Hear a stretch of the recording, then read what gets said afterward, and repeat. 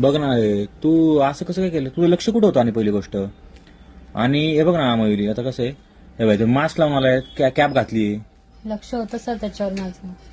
Sir मी याला 2-3 वेळा बघितल्यासारखं वाटतंय आपल्या दुकानाच्या आसपास. हो सर, एकदा आला होता तो आणि आपला कॅमेरा त्याच्यामध्ये बघ ना सुजय तू कुठे गेला होता? आणि मी तर 5 मिनिटासाठी बाहेर गेलतो. अरे हो ना बाई, दुपारच्या वेळेस जरा मयुरी मी लक्ष आवाज देतं. पण दिलता एका मुलीला, ते आलीच ही नाही.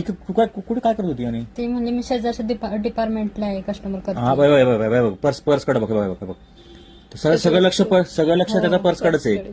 प्लस प्लस लक्ष. कोणातरी सोबत घेऊन बसायचं होतं तरी. एक Customer होते अरे तेव्हा. नाही तसं नाही, काय करायचं माहिती का, स्टाफला बोलून घ्यायचं अशा टायमाला, सगळी अनाउन्समेंट करायची, खाली बोलवायचं कोणाला तरी.